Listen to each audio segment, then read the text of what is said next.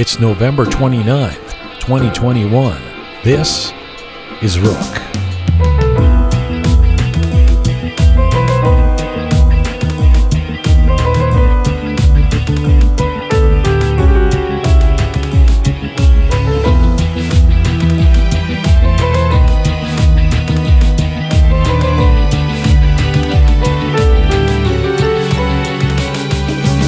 Well, he has been one of the most successful Iranian-Canadian club performers, DJs, and promoters in recent years, and he has a big personality and a big presence. DJ Addass has shared the stage with everyone from Ebi to Siavash Qomeshi and bills himself as Canada's first Persian Celebrity DJ. He's here in the studio to open up about the business, the community, and his personal struggles. But first, crisis in Isfahan as Iran's deepening environmental situation gets worse and water becomes more scarce. New protests in Isfahan have led to another crackdown by the regime. Two longtime observers with first-hand experience join us. This is Conversations from, to, and about the Iranian diaspora.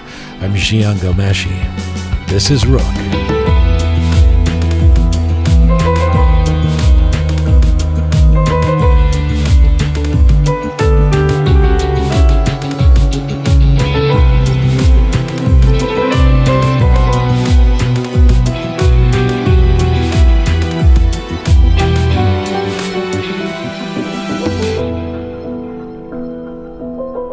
Well, hi there. Welcome to episode 157 of Roqe. Good to be talking to you. Hope you're keeping well. Wherever you're tuning in from around the world, hello to you from Toronto, from Canada. Salam Dostan Aziz. Durud bar shama. Hello, Groovy Shaya. How are you? Hi, how are you? Hello, Captain Reza. Hello, sir. And the fabulous Kian. Hi, Jian. Hello, Kian. This situation in Isfahan is troubling. And heartbreaking again. So, I mean, it's kind of been building up for a while with years, environmental crisis in Iran, and in particular the scarcity of water. And we dealt with that with Khuzestan in the summer, and not that that's over with, but I mean, there was a protest that flared up and were crushed by the government, and now we've got this situation where the protests have begun for the last couple of weeks in Isfahan. And led to this massive demonstration on Friday, and then there was a crackdown, and people were injured and arrested, and these are people who are desperately making the case, farmers and regular citizens, that they need water, which seems basic enough. So we have two guests coming up who have first-hand experience with this, one of whom was one of the people who was behind the design and the surveying of where the dams in Iran are meant to go, and had made recommendations to the Iranian government which were not listened to. So we're going to get and talks about the mismanagement that's led to this where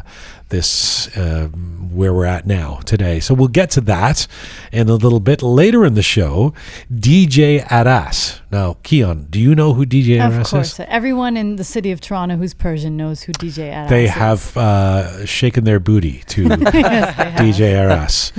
He, I remember going to at the Harbourfront, this big outdoor kind of party that he DJ'd, and he's not just a DJ but a performer. Like, he's got this whole persona. He's got a big afro.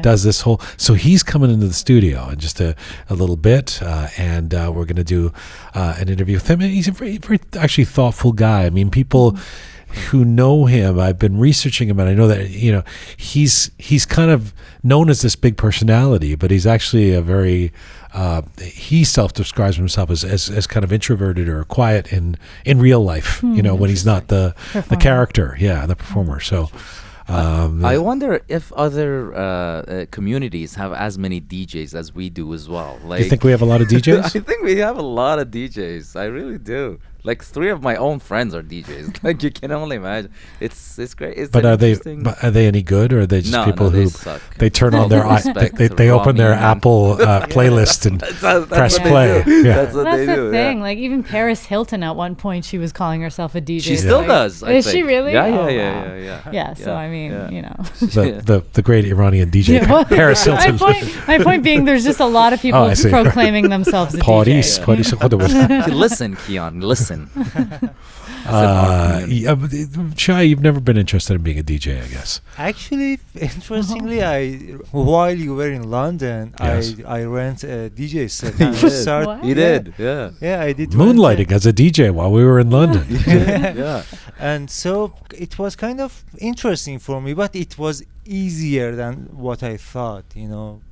Yeah, maybe because I know music. So Well, one of the things about that I want to ask Aras is why he's such a big personality. In other words, do you have to be? Is it about performance? You know, because I mean, on the face of it, a DJ should be up on the stage or somewhere or in the corner of the room spinning, right? I mean, that's the idea. But it's kind of turned into, it's very performative now. I mean, the most famous DJs are big personalities that everybody knows what they look like, and they've got, and so I'm sure that's part of his gig, to be a character. And I want to ask him about that. And he recently just DJ'd a couple of big events in Toronto that was sort of the first post-pandemic big parties, I guess, again, public parties, pre-new variant.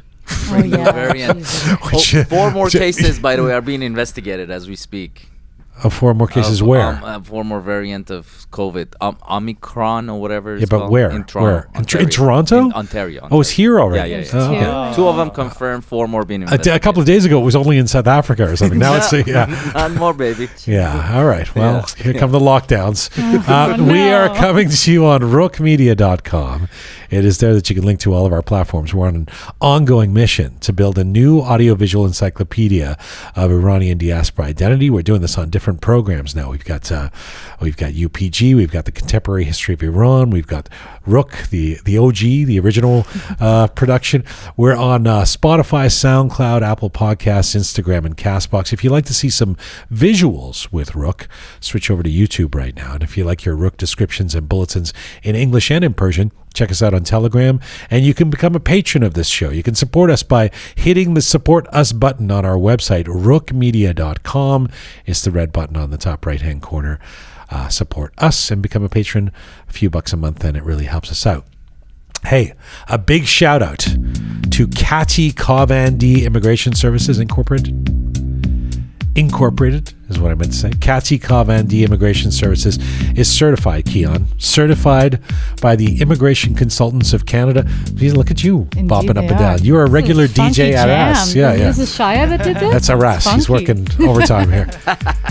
Kati Kavandi Immigration Services, certified by the Immigration Consultants of Canada Regulatory Council, and delivers exceptional results on your immigration application. Their firm has maintained exemplary standards of professional practice and will give you a peace of mind. You can rely on them for advice and representation. Also, Kati Kavandi Immigration has officially obtained the agency for the American University of Antigua College of Medicine, the AUA, throughout Canada. So this university offers a medical program that serves international students who are inspired to become doctors in the USA, Canada, UK, or other countries, and enables graduates to apply for residency and fellowship throughout these countries and then apply for a permanent residency. So you see how that works? You become a doctor, then you become a Canadian citizen. For further information, go to kati.kavandi.immigration on Instagram, kati.kavandi.immigration on Instagram.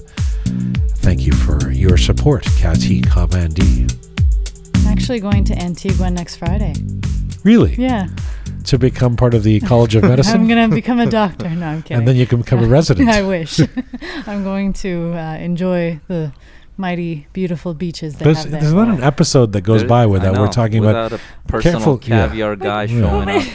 Do you guys not enjoy your lives? Do you not do anything? No, actually. Like, I'm pretty sure concerned Shai now. and I don't enjoy our lives. I'm quite concerned. Like, what do you guys do for fun? I mean, if enjoying your life is what you do, then we an definitely expert don't at it. enjoy our lives.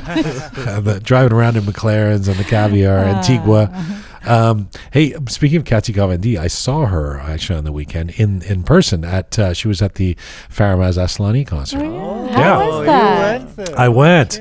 Lovely Faramarz. I took a hot date. I took my mom. You know. And my mom actually, Kati Kamandi, she's kind of diminutive and young looking in person, you know. So my mom, she came over and said hello to me, and then I said, "This is my mom," and my mom was like, "Oh, چقدر کوچولوه, she's جوان و خوشگله."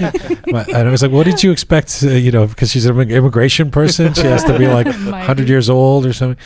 Anyway, the Faramarz Aslani concert was fun, but I gotta say, I mean, let's hear it. Let's hear it. Listen, I love these Persians. What happened now? Fights? Well, no fights that I saw. I'm Okay. sure there was some fights. It's a you know? shame. But no, it wasn't that. It was this thing about the timing and the Persian lateness thing. Now, I don't understand. What I haven't figured out, for those of us who grew up in the West, is how they all know telepathically exactly how late to be for a concert. Because you got a ticket, you got a ticket price, you got a ticket time on it, right? Yeah. The ticket time was 6:30. Okay. Doors 6:30. All right. Now that's not abnormal. You know, most concerts, you go to Massey Hall, you go to Madison Square Garden, whatever. Doors 6:30. Now, what time does that mean the concert starts?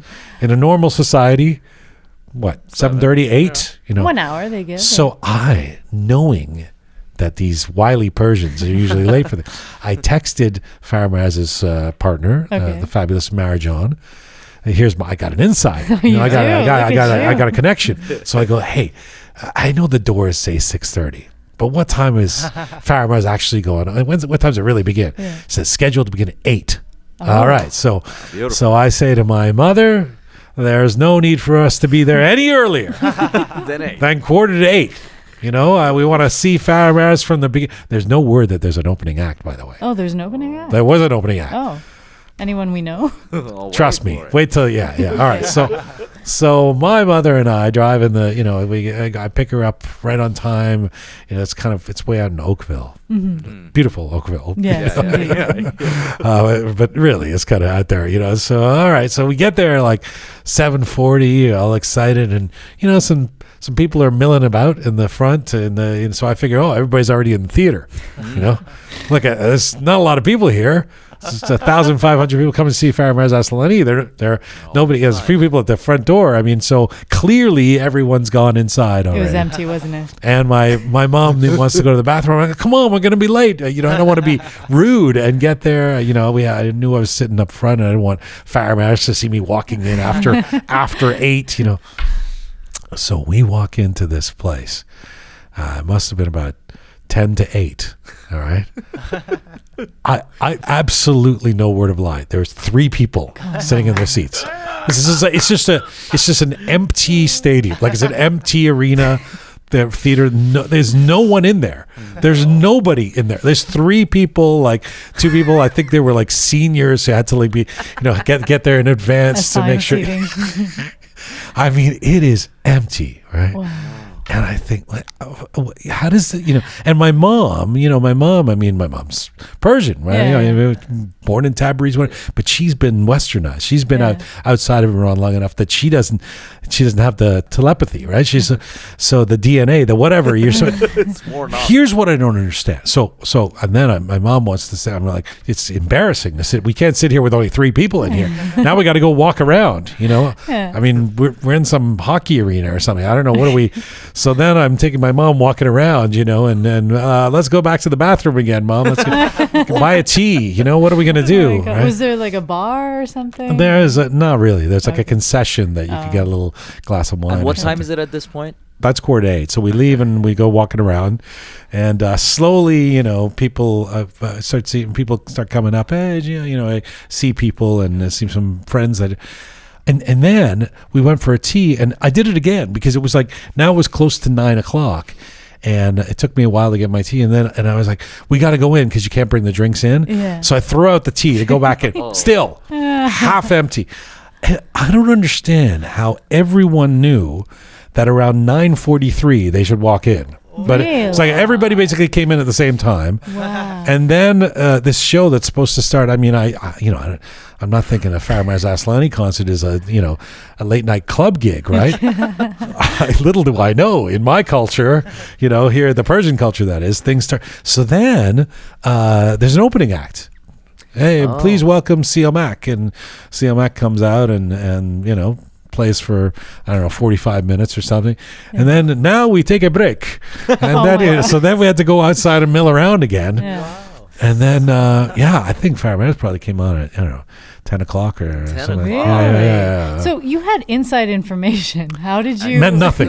I think Marjan thought that I'm smart enough to know that even when she texts me and says 8 p.m., it really means 10 p.m. I don't. I mean, do you still have this Reza where you know when to get there? I don't go to very many Persian events, like official events. I go to mehmunis, and you're just supposed to be late. And listen. I mean, Kian knows. You know, a couple of years ago, I was dating somebody who was very Persian. You know, more soon she'd come from Iran. Not, I mean, actually a while ago, but was very, very Persian. Yeah. And we would, in these kind of situations, she was handy because I'd be like, "We got to get there," and she'd be like, "Oh no, don't worry." She had the antenna. You know, she was like, "No, we can walk in at 9:43 to a concert that has tickets that say 8 p.m. on the ticket."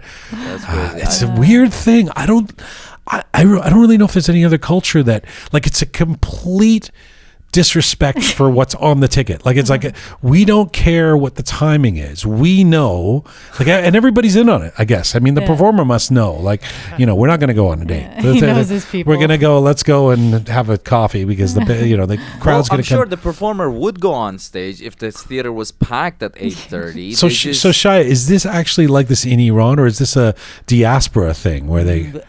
To be very honest, I think it's a kind of in diaspora I saw it more, to be very honest. Oh, because, really? Yeah, in Iran. Like in Iran, they come to a Dang Show gig at the right time. Yeah, I mean, for Dang Show, I can say like, and Dang Show and like concerts like Dang Show, half an hour is the most delay. But here, yes, for example, in Vancouver, our show was late for 1 hour and a half. So that's weird. Because the crowd hasn't turned up to see us yet. I mean, it's so weird. It's so strange. Yeah. Look, I can tell you, you know, I was on the road for 10 years in a band, right? Like, I've played everywhere in North America and Europe. Sometimes there are folks who come a little late because they don't care to see the opening acts, and they know there's opening acts, which are usually announced, by the way. But most of the time, especially when, like, this isn't some indie act that people have paid $10. Let's go for dinner. If we're late, this is Faramarz Aslani. This is presumably people are excited to be there, right? They want to see him. They've paid a real ticket price. I mean, you know, empty at 8 o'clock, right? So strange. I mean, venues have timing restrictions when the people, like, once the concert's over, the cleanup crew comes in and stuff. So I'm just curious oftentimes, how that works. especially if it's a union house, like if it's you got to close, you pay more if it's after 11 p.m. I don't know how that worked the other night. I guess they find the locations that don't have that. I mean, we afterwards, I got to spend a little time with Faramarz and a few folks, and we went to this place, like it was like 2 a.m.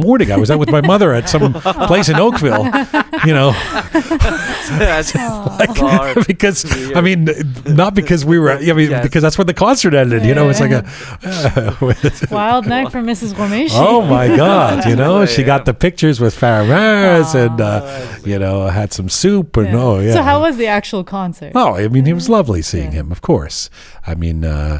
They had some drama because one of the folks that was coming to play with them, the guitarist, these crazy stories still where he had been tested a few times and he was vaccinated, but still they said had to stay in the hotel and had to quarantine or something like that. So at the last minute they had to find a guitarist to play with your buddy Ali Reza. Ali Reza. Wow. So he did a good job, but it was the whole, you know, it was I felt bad for Faramarz. I mean, there was so much that you're dealing with, like stress, like you got to switch guitarists at the last moment, and you know, and but thankfully they had an extra 2 hours before they went on stage because the crowd hadn't turned up yet. You know, thought out. He's so great. It's lovely. It's so wonderful. great seeing him. He's such a gracious man and a great. How was the crowd? Great singer. I mean, the crowd was nice. Yeah. It was a very, very diverse crowd. Like a lot of different folks, different ages, and you know. but all on the same page, except for me and my mother about what time to get there. Yeah. That's great. You'll learn one day. I will. Hey, we've got the Contemporary History of Iran. We're running on Thursdays. And this week, I wanted to give a heads up, a telegraph of what's going to be on this Thursday show. The Rise of Opium, Kian. Oh, shit. Listen, you got me tuned in. All right, I'm in. You may know, or you may not know, that opium is indigenous to Iran. I do know that. And Afghanistan, too. Well, yes. Obviously. But when opium actually became a really big deal in Iran and widespread, and then actually shifted from something that you would eat for medicinal purposes to smoke for recreational purposes, was in the Qajar era. Late 1800s into the 20th century, right?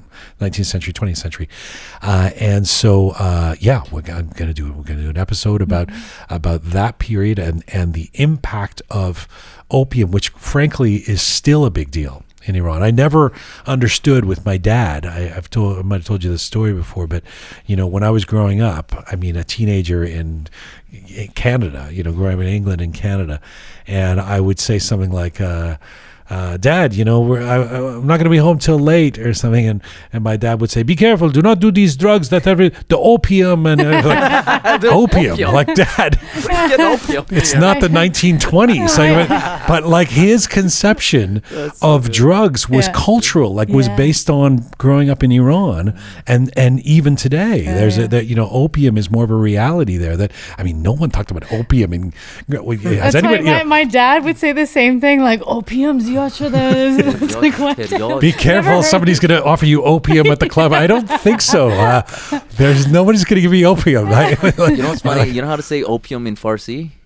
No. Opium? No, teriyaki. Teriyaki. And then we have teriyaki chicken here, right? So you thought that you get a buzz from the first time my dad came here, I took him, I was showing him around and stuff. So we went to the mall, and then next thing you know, we're at the food court, and he's like, teriyaki chicken? مرغ معتاد بوده. Chicken was addicted. I'm like, no, Dad. Our sweet father. So anyway, this Thursday on the Contemporary History of Iran, the same platform you're listening to this Roqe episode on, you can find the Contemporary History of Iran, the Rise of Opium. And I know that we have some letters coming up later in the show. I guess we're going to do them before DJ Aras. Yes, that's right. And some of them are based on the Contemporary History of Iran episodes. People are really loving it. Yeah. We haven't done letters in a couple of weeks, so you got a backlog. Weeks. I do. All right. So we will get to DJ Addass in the Roqe Studio in a little while. We've got letters coming up. Captain Reza, Groovy Shaya, the fabulous Kian, a big episode of Roqe. Stick around. Let's get to our guests around the crisis in Isfahan. Many of you who are listening around the world may know the desperate environmental crisis in Iran has been worsening for years now, but the situation, specifically the specter of water scarcity, has grown more dire this year. In July, we dedicated an episode of Roqe to the water situation in the southern Khuzestan region of Iran and the protests that had emerged in the streets of many cities there. Now, a crisis really that has engulfed the whole country of Iran has become more pronounced in the central Iranian city of Isfahan, where farmers have taken to the streets in the thousands for the last fortnight.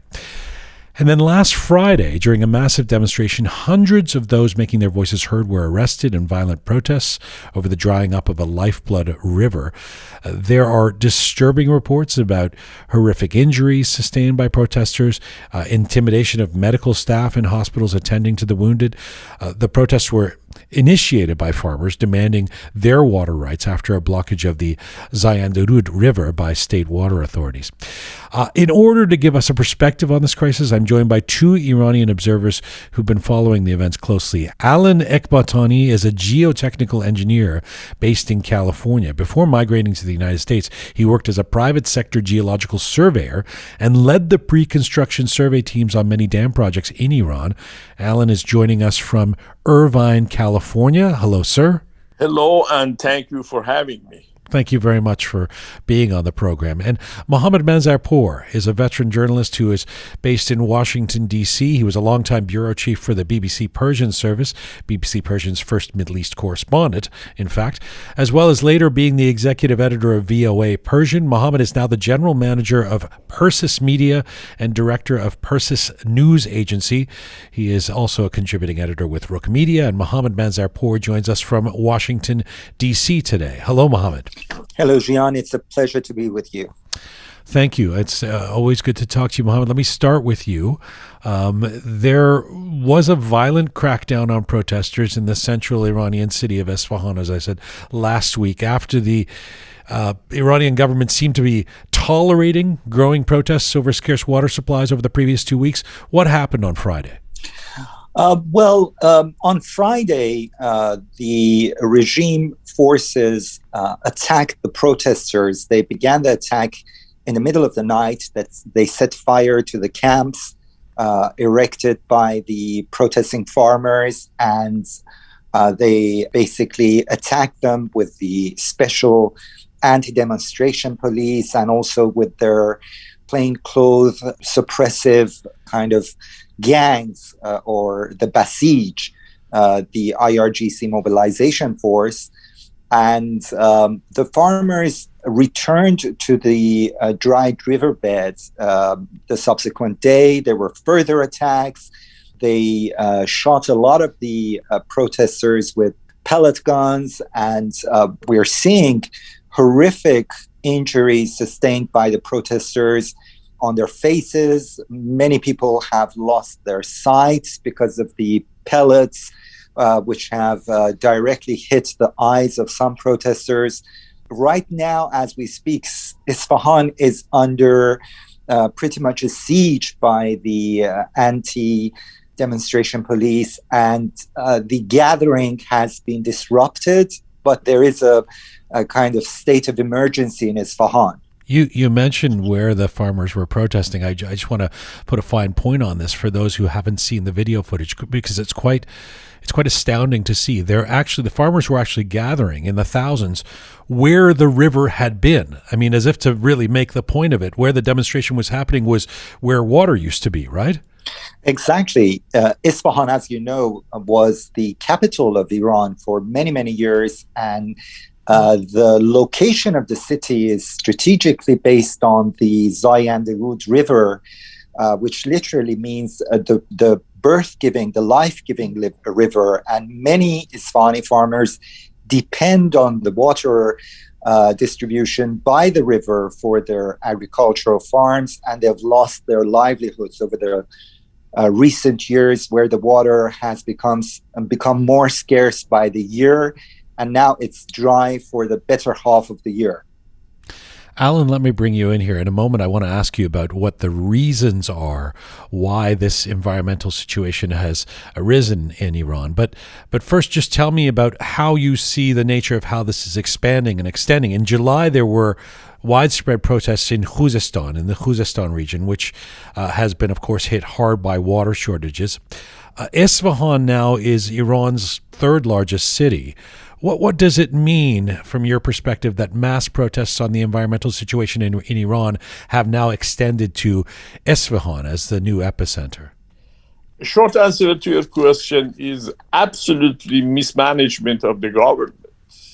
We have been living in this semi-arid area for centuries. Depending on the population and local needs, we had managed how to distribute the water by a man who is named in Persian Mirab, both in local and national scale. To do this, in the modern history, the first project to develop an area or a country is the land use planning, to get to know about the potentials of each area, either mining, industry, agricultural, and so on.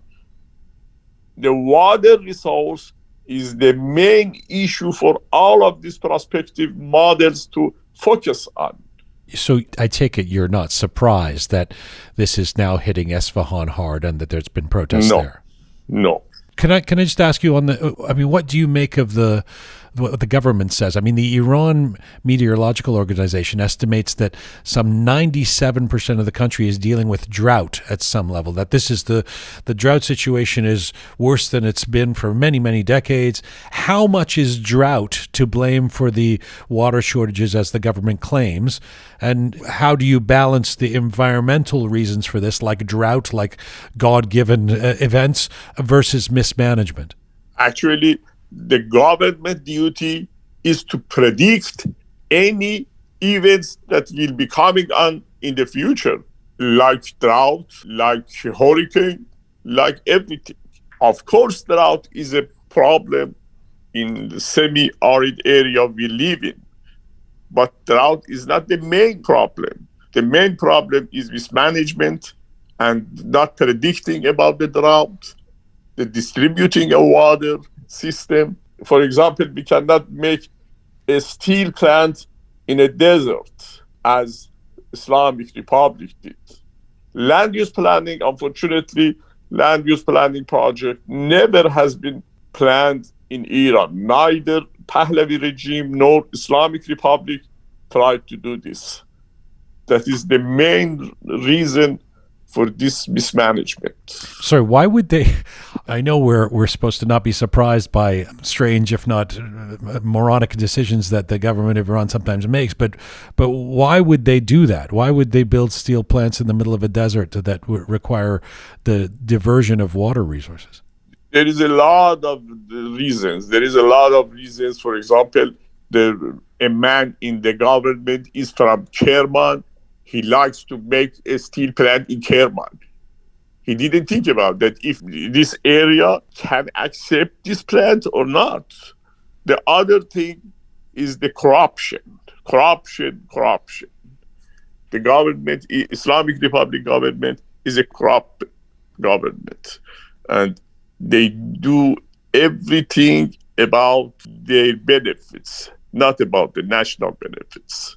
Local benefits, personal benefits, always is the first reason, not national benefits.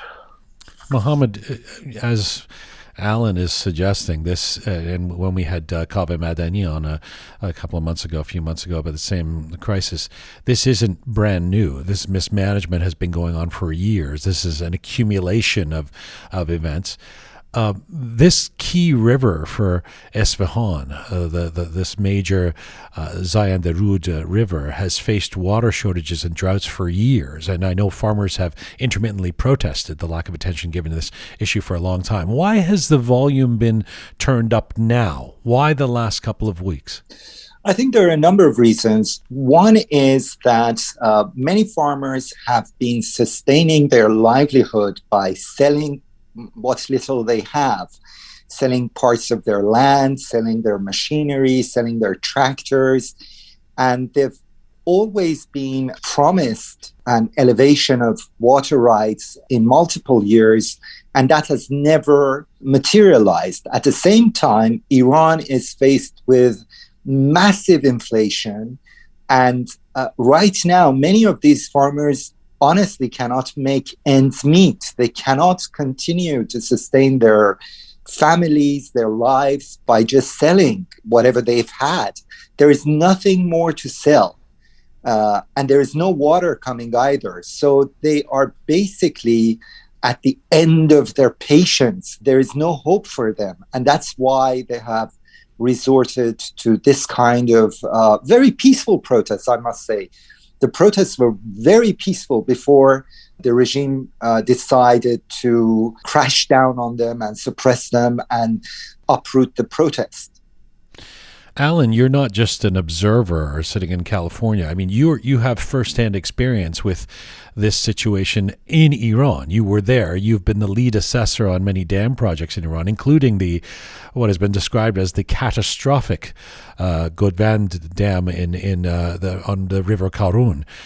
You advised against the construction of that dam in particular. Can you give us specifically in that case why you were against it and why your words were not accepted or heeded by the government? Actually, in Godvand area, I was a consultant engineer in geotechnical project in both pre-feasibility and feasibility phase of the Gotland project. And we worked more than 2 years, day and night, 24 hours, 7 days per week. Finally, we chose 5 axes for the dam. The axis number 5 was the worst one because of Gatsaran formation behind the axis and in reservoir too. I wrote in my report clearly and transparently, this axis number 5 is not a good point for this dam. Sorry, just let me just cut you off there for those of us who are not engineers or geological experts. What is an axis point for a dam? What is that? The point dam should be built on is the axis of the dam. Okay. And behind the axis was the Gatsaran formation, full of salt, and the material can be solved with the water. And in the reservoir too. But they didn't listen to us. I did argue with them. Why did you pay money to us? And we had been working 2 years here, day and night, to get a good result, to know what place is good. And now we are telling you that this place is not good. Why do you want to build that one? But they didn't listen to us. This is a sign of mismanagement. Of course, there was a corruption, financial corruption behind that. That is a long story about the corruption of that project that made the disastrous in our country. So in a sense, so you're saying you could have basically predicted a lot of what you and other experts like yourself who were actually working on this stuff could have predicted that this was all going to happen. Clearly, I have written in my report that the Gatsaran makes a lot of problem with the water and in the structural damage for the dams too, because of the solving the Gatsaran formation, make the heavy formation above that could be filled in the dam, and the dam will be destroyed. When you say that they didn't listen to you, your immediate superiors or the people in the environment ministry or in charge of water, I get it. There's corruption, there's mismanagement. Why wouldn't they have the foresight to realize that if the country is starving, if there's a water scarcity crisis, it's going to affect their popularity or their interests as well, is it not?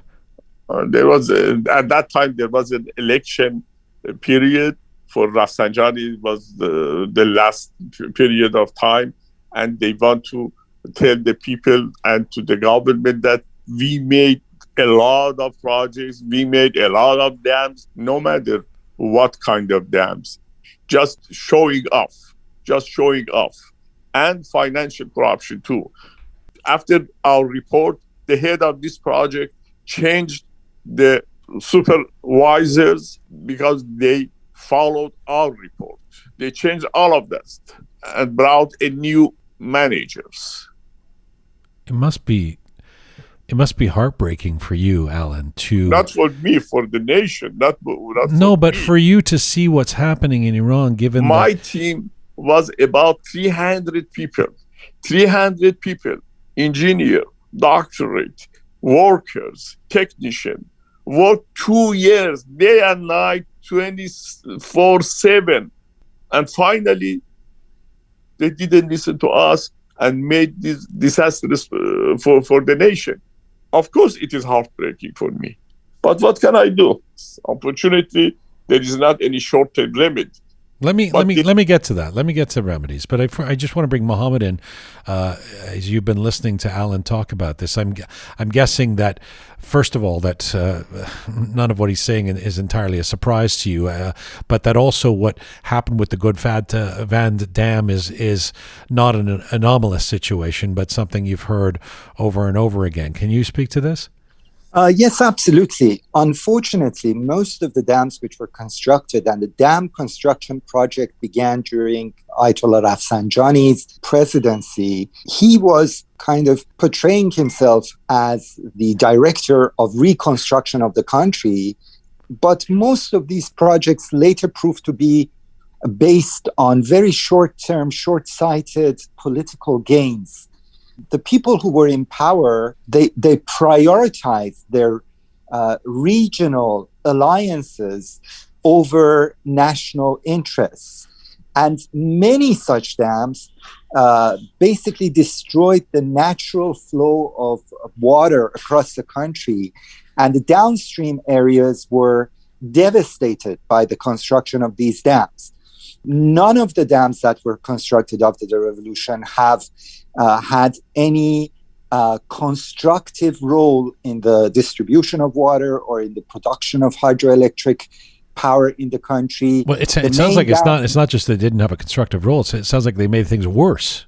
Absolutely, because they were done for regional. They wanted to solidify their base, their regional kind of support base, their grassroots supports in the areas that they originated from. And this devastated the water distribution in the country, which we are now faced with.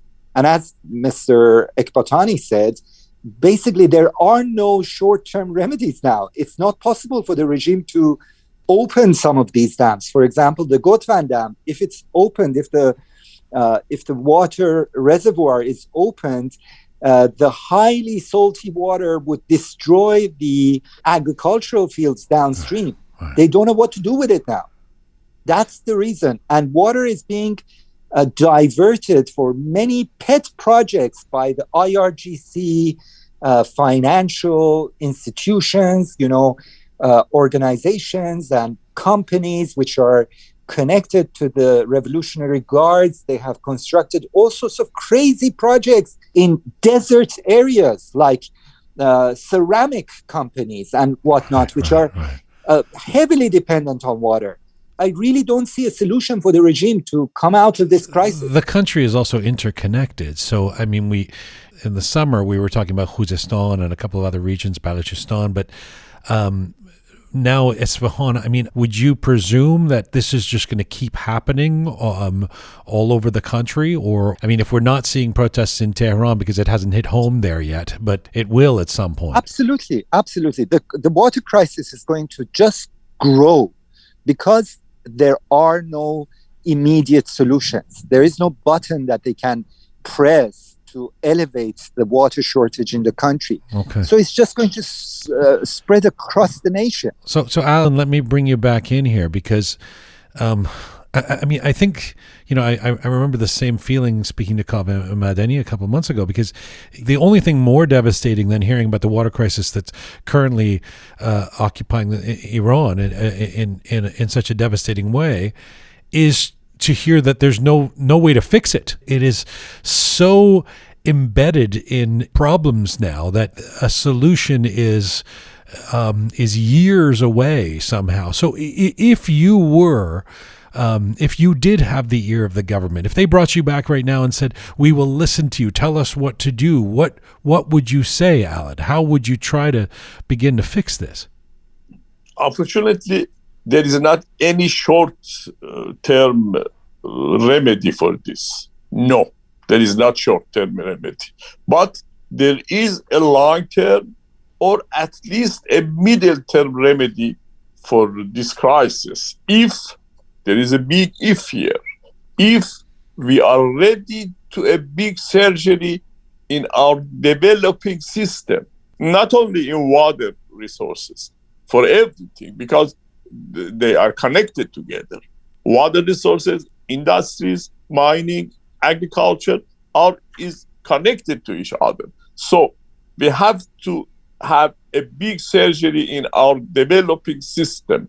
Is Islamic Republic ready for this? The answer is no. So the crisis will be rising up. I'm sure that the crisis will be rising up. Does Iran have the resources for a big surgery, as you say?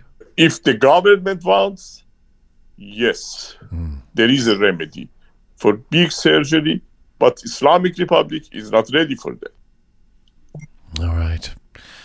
Mohammed, let me finish off with asking about back to the protests on Friday and what they represent. I mean, the government, of course, blamed the protests on anti-revolutionary elements and blamed the violence in Isfahan on anti-revolutionary elements. The protests, I guess you could say, turned political in Isfahan. There were chants of death to the dictator. That sentiment seems more widespread and more publicly expressed than, say, a decade or two ago.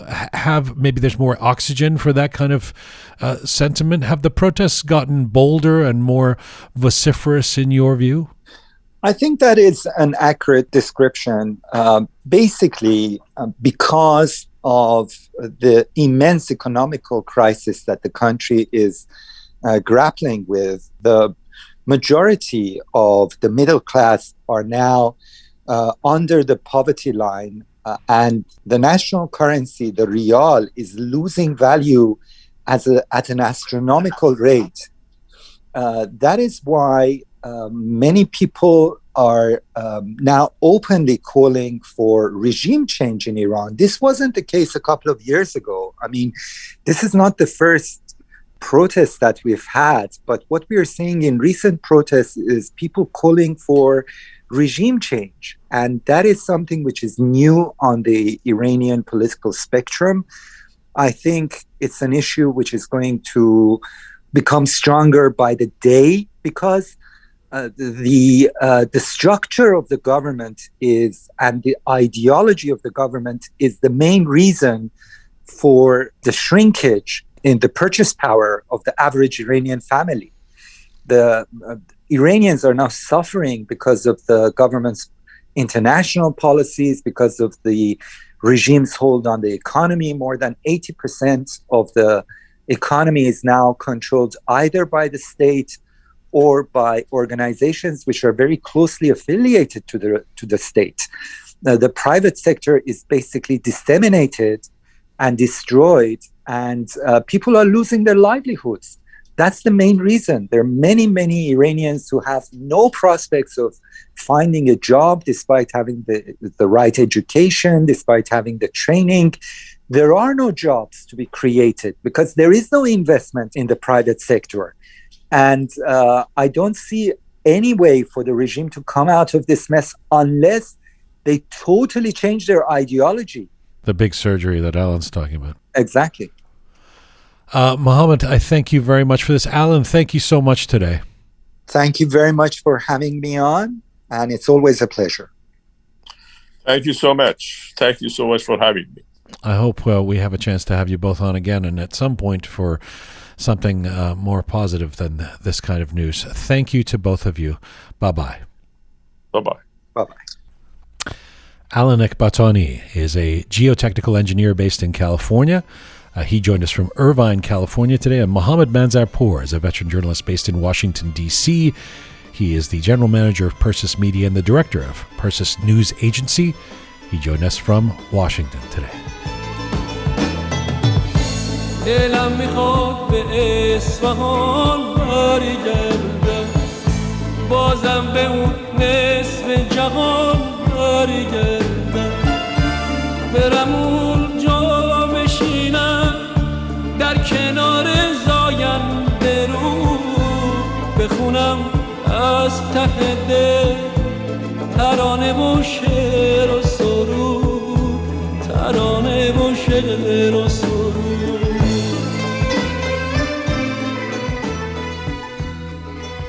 Little taste of the Moeen song, Isfahan. Microphone's back on for Groovy Shaya, Captain Reza, and the fabulous Keon. I can only imagine you selected that song because it's called Isfahan, and we were talking about Isfahan. Yeah, and also he's saying that برم اونجا بشینم در کنار زاینده رو. Like, he's talking about the river. Yeah, I wanna go sit by the river and start to sing. And yeah, man, those guys were saying in that interview, those images of where they're protesting on where the river normally is, it's so crazy. Yeah. I mean, to see it that starkly, that the water shortage. Yeah, it was nuts. They were showing side by side images of before and after, and one sign said swimming is not allowed, and like when there was water in the Zion route, and then the other one says no gatherings allowed. in the river. Imagine. Same way when you hear somebody who worked on these water systems and dams in Iran say there's no way to fix this, other than radical surgery. It is pretty heartbreaking, man. And we're just gonna keep doing these stories. We're gonna keep doing this. It's gonna just get worse and worse. Well, hey, DJ Addass coming up in just a little bit, but first, it's Monday. We haven't done this for a couple of weeks, so we got a bit of a backlog. Hey, turn Keon on. Shai, why are you silencing Keon? He thought you didn't have much to say about Isfahan. He's silencing me. I'm kidding. He's not with the regime. He's with the Roqe regime. We're silencing you. Silencing you. I give him a signal and he turns your microphone off. Should do that more often. Let's get to letters of the week.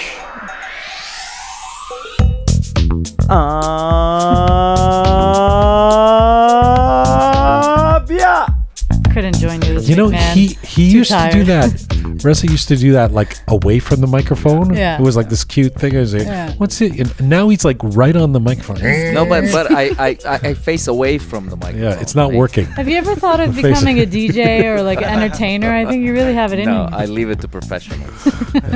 All right. So a few weeks ago on episode 152, we had an episode called Persians Teaching English. So we had two different guests, internet stars basically that have gained popularity teaching English to the Persians. We have Hushang Nur Mohammadi of Hushang Academy and Shahrzad Kazemi, the host of Learning English with Sherry. Yes. So, username Pickle Rick wrote, I really like the small talks in the intros, especially this one.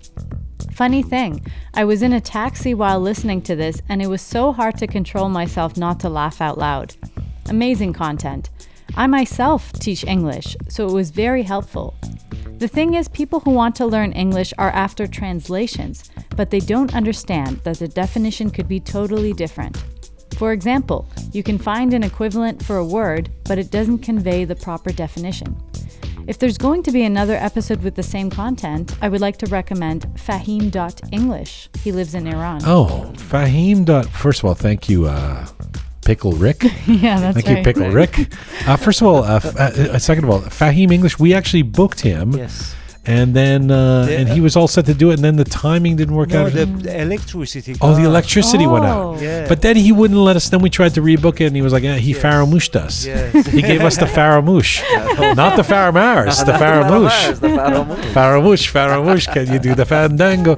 So, yeah, I'd love to get this Fahim English. I don't know if I'd love to. I mean, he's Faramushing us. How dare he?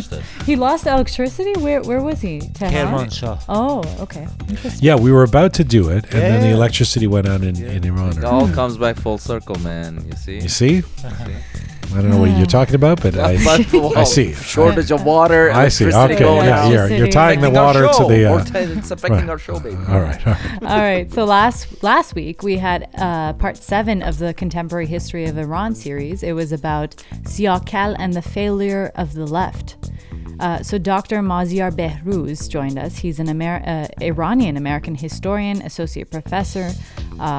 What else did he do? He's the author of Rebels with a Cause, The Failure of the Left in Iran. Yes. So he talked about that topic. I think it was a couple weeks ago. Yeah, Was it 2 weeks? Yeah. Oh my God, I'm losing. Last week was Shiraz Festival. You're right. Yeah, my bad. Faramush.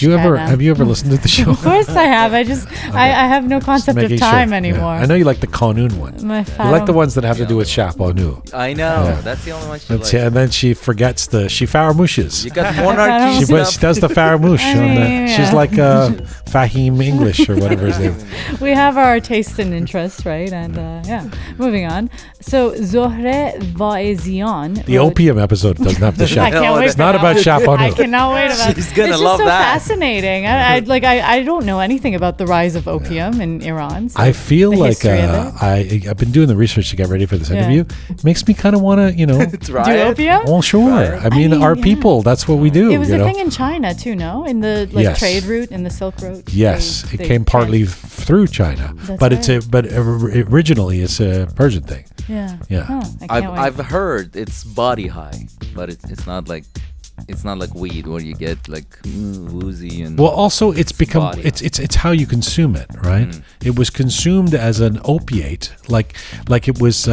What are we talking about? It's letters. DJ Aras is coming up. We'll get to Come that, on. okay? But anyway, yeah. Well, on Thursday's episode, Contemporary History of Rum. But it used to be like for everything you take opium, like the way you take Advil now or Yes. Tylenol. Yeah. But then the smoking made it a lot more potent, a lot more dangerous for health, and a lot more addictive. So it's whether you, I mean, if you take an opium pill, And more fun. it's it's kind of like an edible. Is like it, from, versus is it from poppy seeds or something? Yeah. Wasn't there a Seinfeld episode where they thought Elaine was doing opium? And Yeah, it's actually true. She was Yeah, I trying just to go to remember that. Burma with her boss, and then She she did a kept drug testing test. positive for drugs. Oh yeah. It was because she was eating poppy seed bagels. But it also leads. It's also how they make heroin. That's true. Oh. Yeah. Opium's the gateway to heroin. Oh man, Yeah. you should do like a few parts to this. Anyway, okay. She's back never to been more letters. interested in our show, you know? I know. She's She like loves all drugs. excited. Yeah. I've never done opium. Would that you to be showed this fair. kind of excitement for DJ Aras, who's waiting outside the door to come in. Okay, let's. Maybe if we talk to him about opium. Yeah. Well, letters, yes. Zohre Vaizian wrote, "This is good for the young generation to get information about what happened before the revolution, especially the ones who blame their parents. interesting. Thanks." Yeah. Thanks, Zora. And then Zoya Katuli wrote, "Love it. I listened to it several times. I totally agree with Dr. Maziar. Siakal inspired lots of intelligent, young, educated students who are seeking justice. Thanks again, Jian, and Roqe Team." All right. And Natasha Hazrati wrote, "Thank you for providing a balanced viewpoint of the armed struggle by Fadayan at the historic moment they were in." All right, so as Are you only reading the good letters? I mean, They like the Siakal There one, eh? actually was not any negative No, letters. I would have thought some people wouldn't like the Siakal I thought so one. too. I Yeah. think maybe they just Didn't want to say didn't anything. listen. didn't to listen. it. I don't know. I mean, if you hate something, are you gonna Right. stay tuned to it? So. Well, Yeah, anyway. Moving on. So on episode 155, we had an interview with Iranian-American recording artist and author Sepeh Haddad. He's the author of 100 Sweet Promises, and it's the story of how his great-grandfather was, he was a music tutor or something to the Russian princess or something back in, am I getting it wrong? Something along those lines. Shaya is holding the book. not his great grandfather. His great grandfather was the guy who wrote the national anthem in Oh, yes, the Min yes, Bashians. yes. But his grandfather was Yeah. had an National illicit Sultan. affair Uh-huh. with the Tsar's niece. Yes, That's right. That's right. Fascinating. Are you reading the book right now? Yeah, Shaya? Is yes. it Yeah, it's good. I mean, 10 pages left. good? Wow. that's a page Then I turner, will- I'm going to talk to you about it after. Cool. And then, so a few people wrote about that episode. Sepida Homa wrote, "Great show. Thank you, Roqe. I got so curious about the book that I ended up buying it right after Yes, this. nice. Good job. Support Seper. Good. Yeah. And then Fred Parvane wrote, "Congratulations to Sepeh Haddad on your book. And thank you, Jian, for featuring Mr. Haddad on your podcast." Thank you, Fred. Nice. Yeah. Last week on episode 156, we had an interview with acclaimed Iranian-American fashion designer Behnaz Sarafpour, who, by the way, won the National Design Award handed to her personally by Michelle Obama at the White House. What have Isn't you that done, fascinating? Kian? Nothing. Absolutely nothing. I just enjoy life. That's Yeah, what I'm good at. You know, some people... I bet you Behnaz Sarafpour is not going to Antigua with her caviar. Listen, I some bet people... you she doesn't have a caviar guy. She hangs out with Angelina And Jolie. bring some opium. it goes well with caviar. I'm And, sure it does. Probably used to go together during the Bajar period. Probably. So anyway, I wonder if we could take. I wonder if opium is like if the dogs are learn, how to sniff for it or whatever. Because it's such an old school drug, Well, and if we get a sir, what are you carrying? Only opium from Qajar era Iran. Okay, then please right this come way. right through. In fact, we'll bump you up. You're First paying homage to your history and. and your heritage. No pot? No. Hash? Excuse Cocaine? me? Absolutely not. Just the opium from Qajar era. Yes. And is it for edible consumption or is. no smoking it? But the highest like export out of Afghanistan, well, like the one that's spoken about is opium. Well, correct? it's the number one producer of opium now. That's in right. Afghanistan. But Iran's still up there. Oh yeah. Yeah. Come on, Iran, you can do it. Get up there. You know, don't get too excited. You know what happened was when Iran became an opium producer. And you know that became an opportunity to make some money in the 19th century, and the new opium plantations displaced a lot of cereals that were being grown, other crops. Wow. And there were terrible famines that happened in Iran in the 19th century, and it was partly because the food wasn't being grown because they were growing opium. Wow, You're I actually did not know really making that. a case for listening to this Thursday. There you go. episode. This Thursday, It's in like the rise of opium. 5 times already. Actually, we get it. There's no point listening to it. I've basically got given you the why. No, I'm looking forward to the time All of right, this guest. back to letters about Behnaz Sarafpour. So on that episode, she talked about how, like in one part of the interview, she talked about how a teacher asked if she can call her Beth instead of Behnaz. Right. So a few people wrote about that. We have a Mahtab Hariri wrote, "Oh gosh, I experienced the same story. They even called me Bathtub instead of Mahtab." Oh, that's not nice. No, but it's a little funny. And then we have Mariam Duraki wrote, "Here in Canada, when they ask my name, I answer them with the exact Persian pronunciation with the second syllable stressed how it's supposed to be. Like as in Mariam. They will hear it their own way and reply in a very nice manner, ooh, Mahya, or oh, Marion. And it's okay. Marion, yeah. And it's okay. This is due to our various phonetic systems of languages that exist among, what? What are you saying? Not phonetics. Phonetic. Sorry. I don't know the English very well. Which language do you know? There's some words. Can you do it in your native language? Which one is that? It's pretty. Raz's English is better than mine. This is what it's sunk to. Your situation. I've been doing too much. Vaziata Shoma is that Reza's English is. Reza is connected is correcting your English. I'll blame it on the opium. Yes. They are doing opium. No, Dad, they're really not.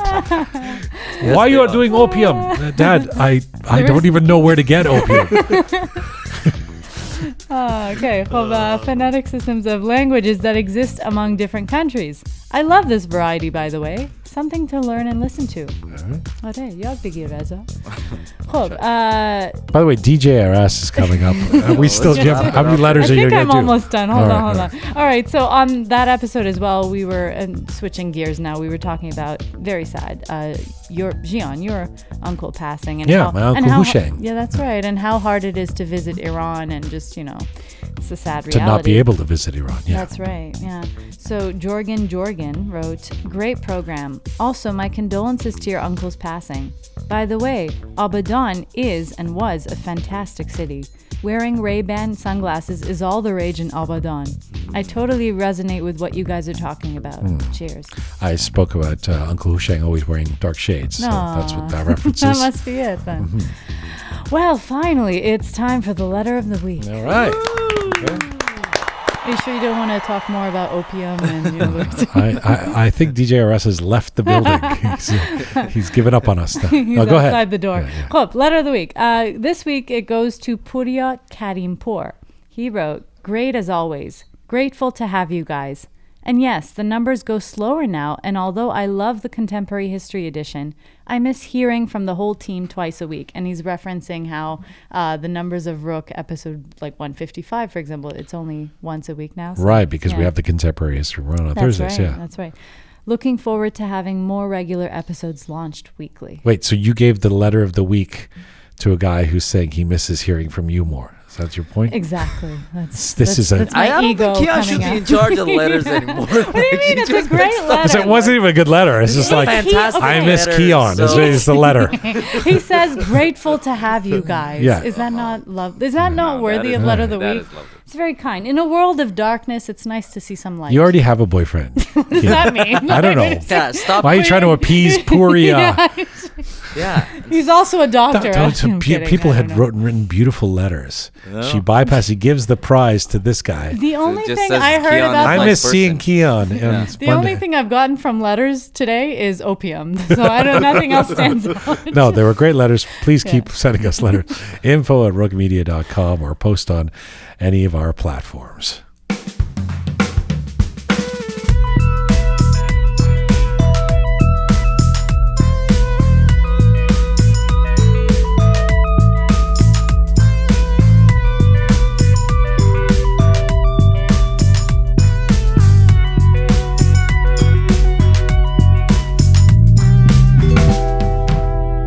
All right.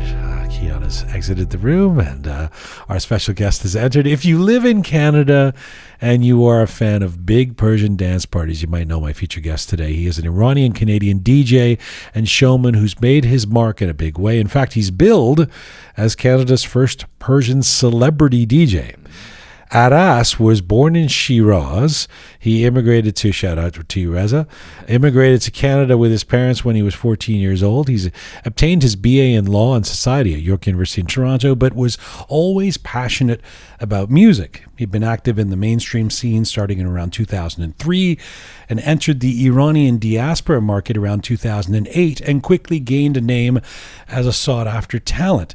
He's now made it his mission to be one of the most successful DJs in the industry and has shared the stage with Iranian A-list celebrities such as Shahram Shahpareh, Kamran and Human, Daryush Ebi, Siavash Qomeshi. That's just to name a few. He's the guy with the dynamic flair and the big hair. And DJ Addass joins me live in the Roqe Studio. Hello, sir. How are you doing, Jian? Nice to have you here. Thank you so much, first of all, for inviting me. Second of all, durud be to va all of your listeners, whoever is listening to this from anywhere in the world. Durud be hamatun. And thank you for having me. It's truly a pleasure to be with you. It is a pleasure, although you're going to have to help me with the lexicon first because there are so many monikers with you. Are you Aras? Are you DJ Addass? Are you DJ Bliss? Are you DJ Ecstasy? Are you 500 million? What do I call you just for the sake of the interview? You know what? Call me Aras, because if you can pronounce it, I prefer Aras. Everything else came because of the inability of people to pronounce my name Really? properly. Even Aras? Well, not in the Iranian community, because don't forget, I started everything in the Canadian community. Right. In the Canadian entertainment scene. And back there, everybody was butchering my name, obviously, from high school. And then I was like, you know what? I'm just not going to deal with this. Right. I'll just give you guys something to Try go with. Jian. I mean, they couldn't, they didn't even know what that What was, what species it was. Jian.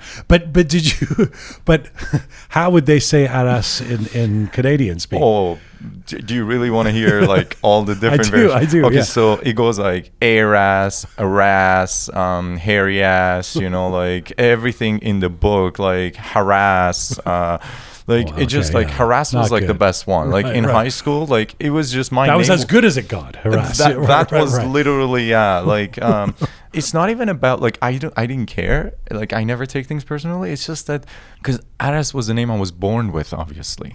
It's the identity of Iran that I came here with.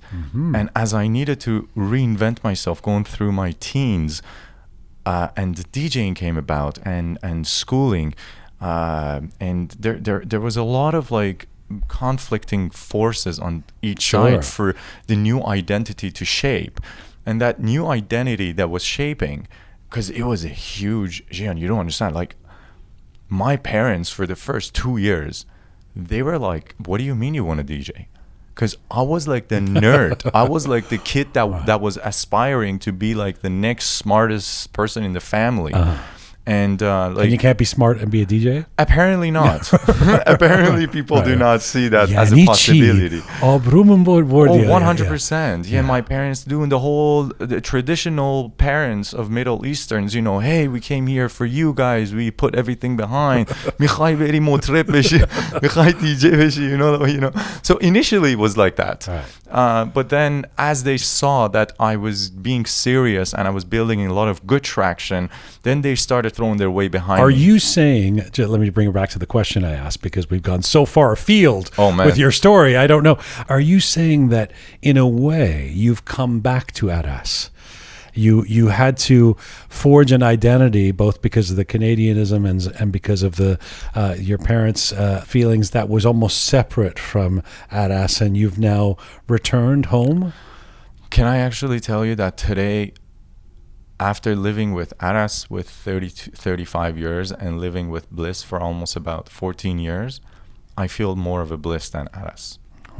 It's interesting, but I didn't actually have this deep of a connection to it. But ever since COVID happened, so much has happened. Okay, that's a good segue. Let me. We're going to get to all of this. Yeah. So first of all, let's start with the present moment in the affirmative, because this is a good moment. You've just DJ'd what could be considered the first real comeback parties, at least for the Iranian community, in public in Toronto since the pandemic hit. I guess first things first, how emancipating has it been for you to be back at it? Wow. That has so much behind it that I could tell you. But before I do that, can I tell you something? Yeah. Because I just want to clarify a little piece of information that you did in your amazing intro and great intro for me. And it's that I didn't finish my BA. Okay. I was about 6 credits short, and I still dropped out with an A average. So I was not a bad student. I dropped out after the strike that happened at York University, which prolonged everything and just threw me in the workforce. I never regretted that decision a day in my life.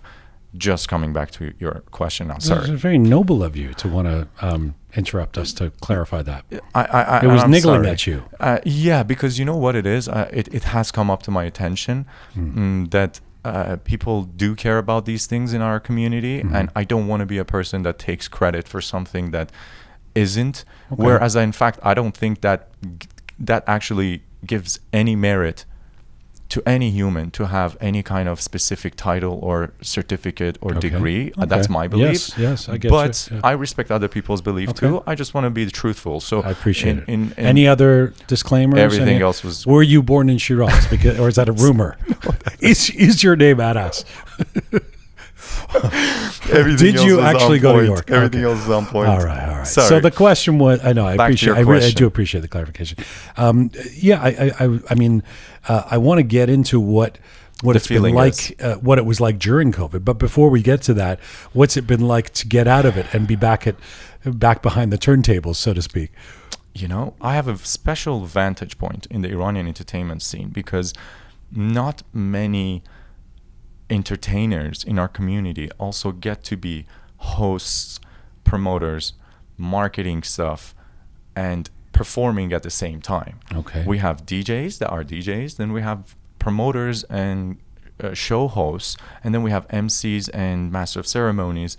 I have this unique vantage point because I get to do all 3 of them together.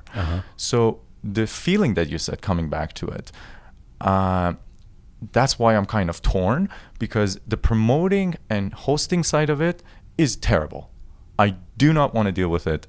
I never wanted to deal with it. Meaning it's high maintenance. It's difficult work. It's just such a grueling task in our community. It's grueling. Right. It's grueling. And if it wasn't because of pure love and passion and the purpose that I had getting into this, there is no way I would have done this beyond the first year. But I did it Grueling because you said in our community, you delineate it. Correct. Because we are hassle, we're difficult people. Is that That's to what put you it get? lightly. I like that you're I'm trying to be. I know you diplomatic, framed it very Yeah. proper, but difficult, undecisive, pretentious. I'm just going to be honest because that's who I am. Sure, like I don't yeah, hide. yeah. I don't beat around the bush. And The then, tickets have already been sold, so you can say yes. what you want. And the events that just passed, they were my last official events. Is that right? Yes, they were announced also as such. I was announcing them as because I did 3 events, 1 boat cruise in August, and these 2 back to back, and they were supposed to be my last 3. Because of the host, because of the grueling part of it. Well, that was a little bit of a factor, but no, it had a lot bigger reasons behind it that we could definitely. Well, I usually want to get into the person's story first, but actually, since we're here, and you said, you know, to say difficult is charitable, is a generous way of putting 100%. it. Because this is not, you're not the first person to say this, of course. And even it breaks my heart that to say, since I really want to, in my life and with something like Roqe Media, to really help to celebrate the Persian community and rehabilitate the image of the community in terms of fighting those negative stereotypes and generalizations that have been made for years based on the regime back home or whatever. But I know that it's difficult to do events with Persians. I mean, I did it for years, hosting and stuff, and I talked to people like, you know, Maz Jabrani or whatever, and we would, we whisper this to each other. You don't want to say it too loud because you don't want non-Iranians to just think we're dissing our own culture, but it is really difficult. It's very high maintenance. So tell me exactly what you mean when you say difficult is a generous statement. The funny thing is, the reason I laughed is because of, you said we don't want to say it out loud because we don't want others to also go along with it. The truth of it is, the others know it and they already put it out there in our face. Right. Like, we have one of the hardest times getting proper venues for our events, because anywhere we go, the moment you say this is a Persian party, they're like, yeah, our bar minimum. Really? Oh yeah, check this out. Our bar minimum literally doubles because of the previous history that the community had built, which, by the way, luckily, because we worked so hard on this for the past 10 years, we kind of rectified the bad rep of fights. Okay, yeah. That was a massive issue. Like literally physical fights. Oh, dude. You don't see it as almost at all in other communities or in white communities. You go to, I've been to like black tie events. Yes. And there's a fight, and you'll be Yes. like, what is like, happening? how do you do that? And yes, you're just like, are you kidding me? And here's the thing. And let me again correct this too, because people actually call me on the information line, because a lot of times I try to like we have like a routing system, but sometimes nobody's picking up, so I have to pick up. So here's the thing. Literally somebody called me 3 days before the event, and they say this. Check this out, bro. She says, I'm about to bring 2 of my Canadian friends. I am very worried to bring them into this. Because she's had the experience. She says, I don't want to look bad with a friggin', like, not even a fight, a brawl breakout. Because there is a difference. And this is what I told her. I said, listen, number one thing is we have really weeded out a lot of that problem systematically, which took a lot of effort and energy from me. How do you do that? Oh, by identifying the problems and not allowing them to back in, which, mind you, creates a lot of personal problems for me. Right. Because then those bad problems are going to come and be like, yo, why you, what? What? Right. Now I had to deal with that, which I did. Right. I actually started a system because I was so well connected at one point across Canada, because I was doing events in Canada, all Canada-wide. Sure, yeah. And we were going on tours around the world with US. So I actually started connecting with all the promoters, real promoters that are like doing big concerts and shows.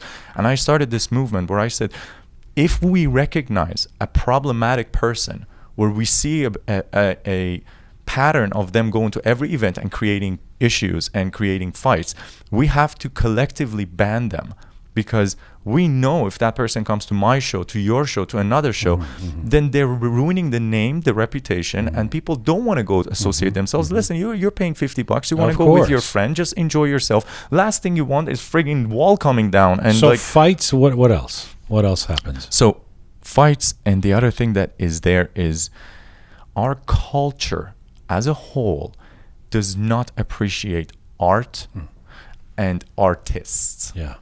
And this is universal to every artist in our community. It starts with painting, dancing, performers. Yeah. Like we are so nonchalant about it that we just download stuff for free. We go to concerts and we try to sneak our friends in. The one opportunity you have to support the artist that you want, that is putting their time, effort, energy, and life to make you happy, the last thing you can do for them is to buy a ticket for the Yes, concert, not to yes. try to sneak in, bro. Like, that's Yes. not cool. And the thing is that really... And I've said this before, I'll say it again. Would the people who are not expecting to pay for the concert, or downloading the music for free, or not valuing the art on the wall or whatever, would they expect the engineer to work for zero? Would they expect the doctor to do the surgery without getting paid? Right? Nope. No. Nope. And that's where it hurts. It is in our DNA, is. unfortunately. Well, I mean, it's not actually in our DNA. It It's is a in our culture. cultural Yeah. DNA, Yeah. because that, I mean, again, we joke about the engineer and doctor thing, but that's where it starts. And I've said this before, and I'll keep saying it again, because I keep needing to remind all of us, including myself, about this. When someone like Farid Zolond, who's written so many hit songs that if he were non-Iranian, if he was an American, a Canadian guy, he'd be a billionaire. First of all, he'd be a billionaire. Yeah, and he would have, this guy's living in a modest home in California trying to make ends meet. Yeah. When a parent looks at that and a kid says, I want to be a songwriter, and they go, the best songwriter ever doesn't have any money. Yes, you go indeed. be an engineer. I mean, it just Indeed. perpetuates itself, right? It's literally which one came the first, the egg or the chicken. That's our problem right now. Right. It's become this cycle of our culture not recognizing artists as true professions. So how does that play out at the club, at the event? Okay, let me put it very simple for you.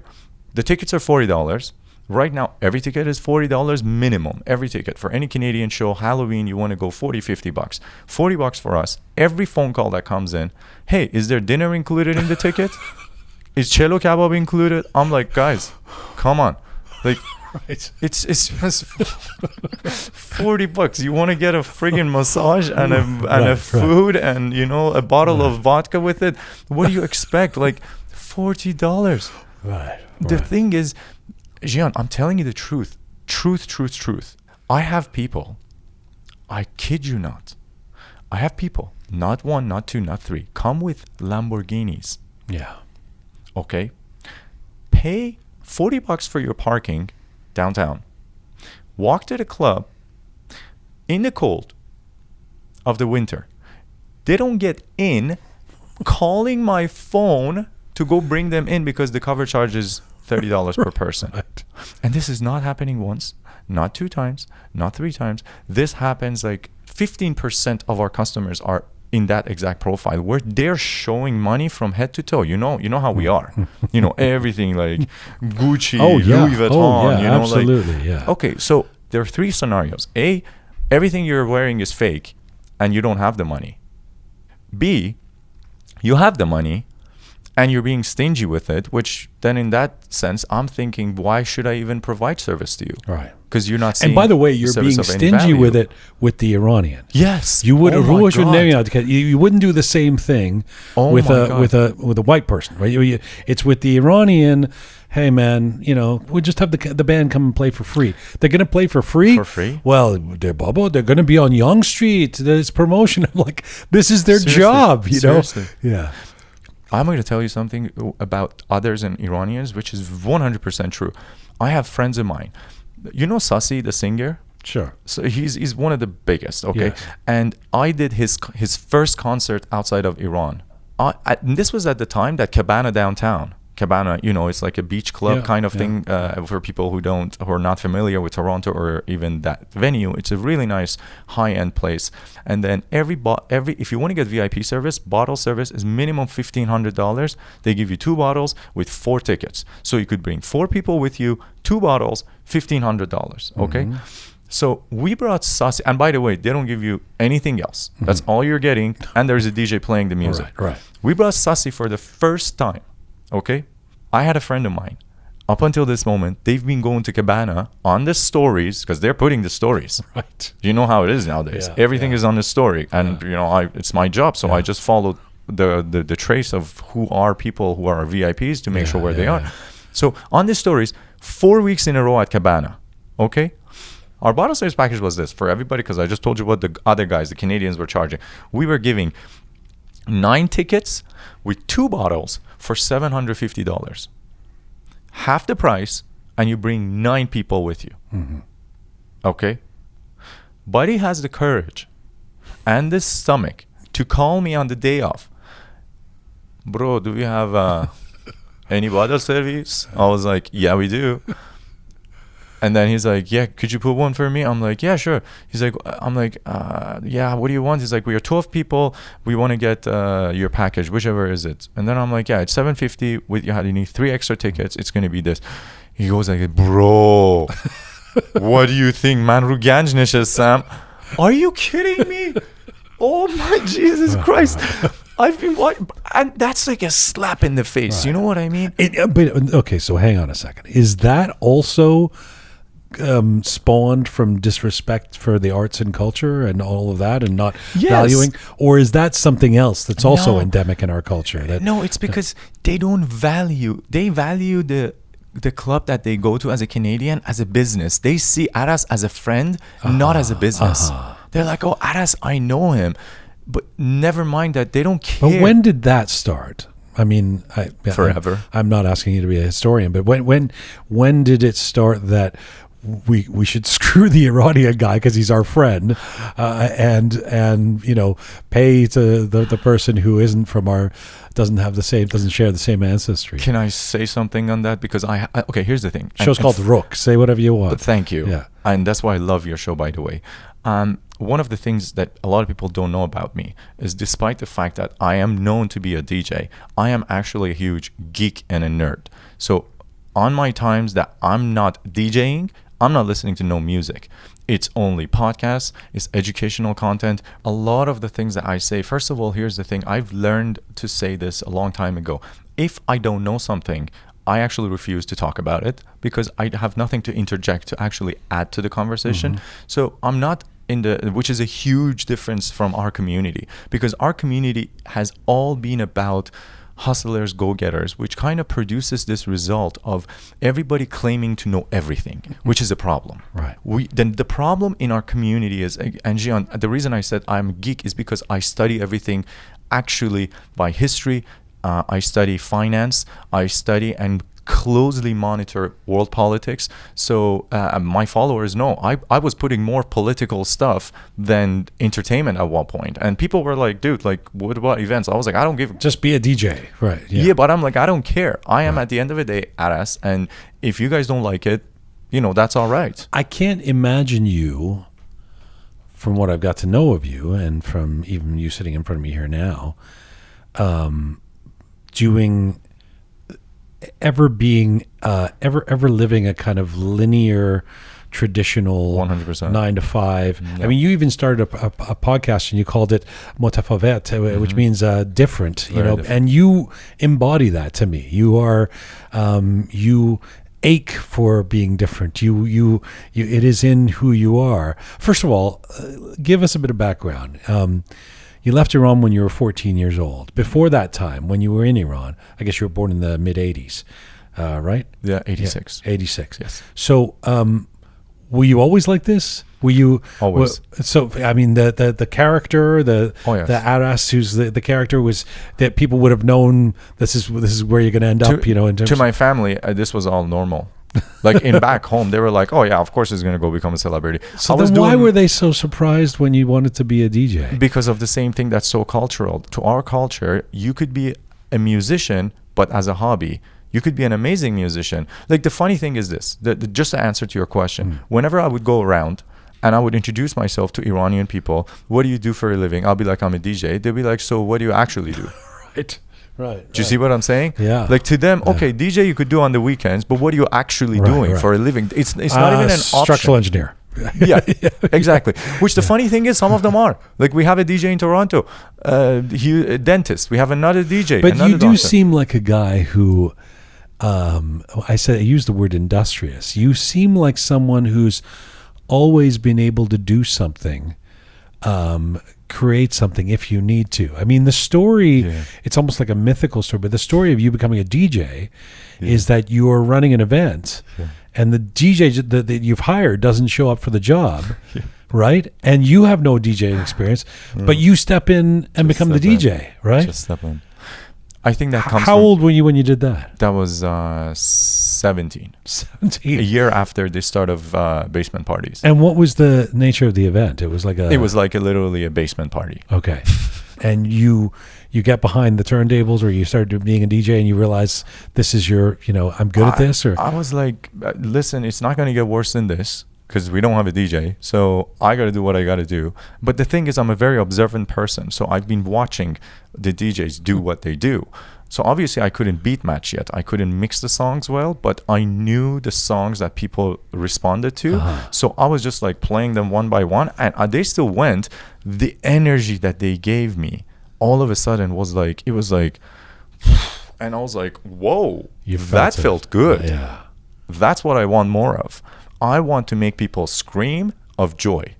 So was going to York University and doing law and society, was that to appease your parents, or was that something you also were interested in? I think the whole idea, yes, it was to appease. I was good at law. I was very good at law. Actually, I had good prospects for it. The faculty at Osgood were actually starting to know me too, because I was just walking around. I was like very active in student life. I was the president of Iranian Student Association, and that's how I actually, by the way, got from English to Iranian. That's what kind of... You were also a member of the York Federation of Students, right? Yes. You were elected to the York Federation of Students. Yes. Wow. Not a lot of people knew that. Do you know...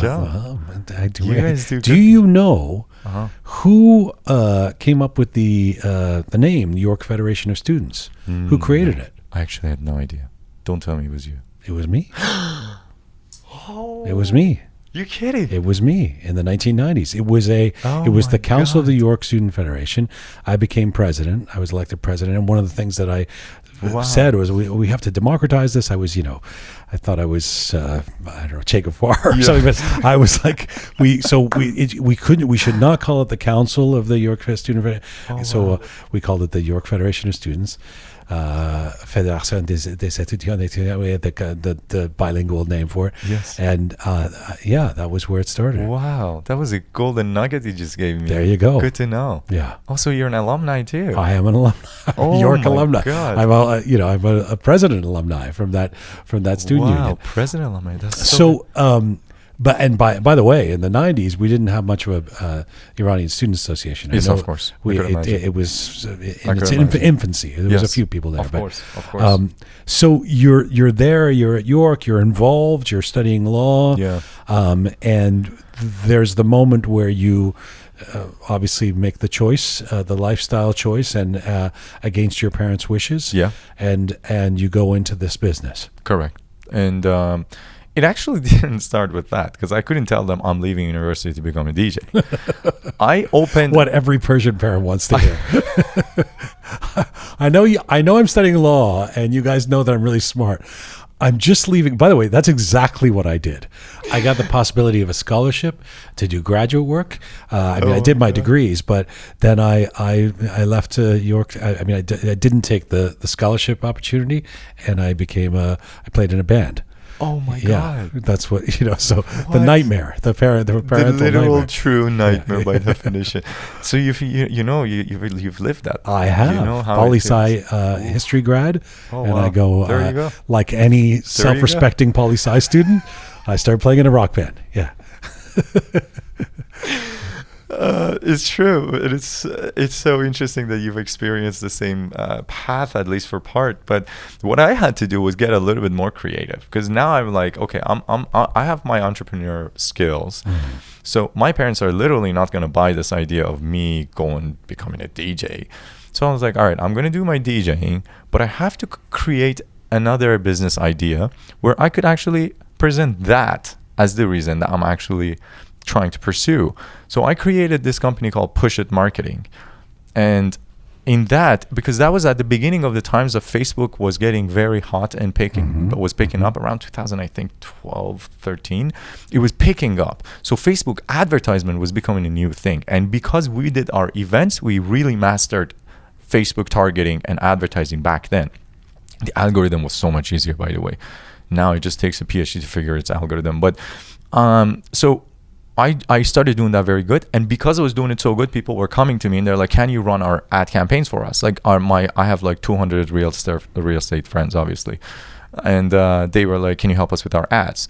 So I would, and then I would get paid for it. So I was like, "Why don't I just like create a marketing company?"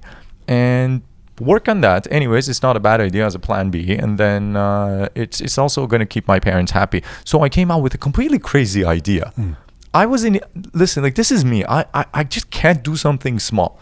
Like, if you're going to do something in my world, you got to go like to the peak of it and touch the Mount Everest. And at that moment, you get to decide, you want to continue staying or you want to take a different path. So I want to create a marketing company.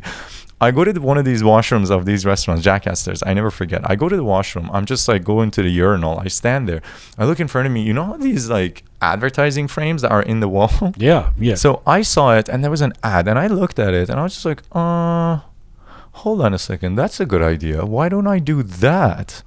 But because I know the entire Persian community, I'm going to do that in all Persian restaurants because none of them had it.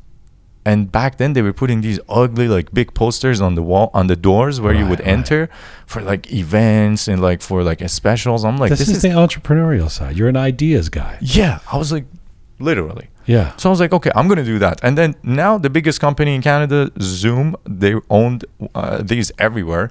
So I had no idea how to do this. So I started snooping on Zoom, going on their website. And anyways, long story short is I spent $5,000 of my hard-earned money, which my entire savings by that point was probably about like $7,000. So I spent $5,000 hiring an engineer, ordering the AutoCAD blueprint, bribing him half with my events, and then paying him half, and then paying for the molding and making of these. And I made all of these. I made about 400 of them, of which 390 are still sitting in my dad's garage.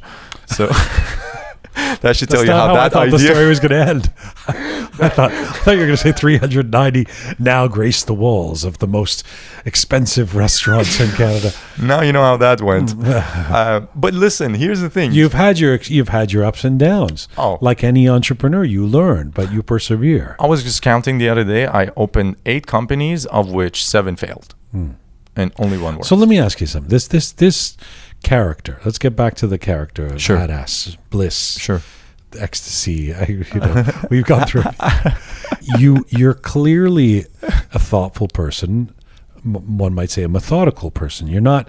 I mean, there are artists who can't help themselves in terms of their, just visceral need to be a wild creative person. You seem like a thoughtful, somebody who has thought things out. So what is the wild outfits, the big hair, the big glasses, the big character? What is it about, do you think? Actually, thank you, because that's exactly what I wanted to tell you. And you just, Jian, can I just say something on the record? You know this probably, you're one of the finest people in what you do. Thank you. I am experiencing this as to why you are who you are. The mind meld is happening. Oh my God. You are so good at what you do. What did I get? Tell me. Because your level of engagement, your level of attention, your level of research, and your level of actually memorizing the details, it shows your professionalism and the art that is actually not picked up, but it is gained and it is within you, and it is so commendable. I've been a huge admirer of what you do. But to answer what you were saying, it's because you almost had like the telepathy. But the way it works is that I try to see the big picture, go everywhere, and then bring everything back together in the end. And this is a moment that a few things come together and tie together. A lot of people ask me, what can we do? Because a lot of DJs message me, a lot of artists message me, and they're like, how did you brand you? How did you make you who you are? Because, I worked with the finest organizations on the planet for the Iranian entertainment. And in the peak of my own work, flying around with the best celebrities, the highest ones from outside of Iran, inside of Iran. So to the outside world, this is an ideal goal of where you want to be. And I even realized that later on. I didn't know about that. As more people were coming, and then one of them finally came and said, listen, I look up to you. Can you give me some nuggets? And then I started looking inwards because I didn't know what to tell people, because to me it's all natural. I don't think about it. The way you think, how can you explain it to somebody? It's different. It's difficult. Is being the character Is being a showman a necessary part of being a successful DJ? I mean, in other words, by the way, you are, not to return now that you've said some nice things, the compliment, but you're great at what you do. You're a great DJ. I've been at your events. Is that not enough? Being a great DJ, it's like being the guitarist who just dresses in the lumberjack shirt instead of the glittery one. Do you have to be a showman? Do you tell other DJs that they need to be a brand to really 100%? And to be a brand, it's not to fake something. Right. It's to be yourself. That's what you need to be.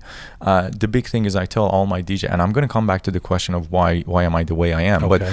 But I tell a lot of DJs and entertainers, because a lot of our community want to sing and want to DJ, and especially now it's becoming more accessible with how affordable it is, because you just spend $1,000, now you're a DJ. Before it used to be like you need to spend $10,000 when I started. Not to mention, forgive me, but it looks easier now. Because it is. Is it easier? Because it is easier. It kind of looks easier. You got your computer, you got a couple of... I mean, back in the day, it was literally learning how to pace out turntables. 100%. But let's put it this way. In half an hour, I could tell you how to DJ, especially with house music, which is what every Iranian right now loves, all the kids. You could learn in half an hour how to DJ. Okay, it's really that easy because the computers have taken autopilot to the next level for you now with all the advancements in programs on the computer. So the thing is, it is the connection. It is the human connection, which only comes from your personality.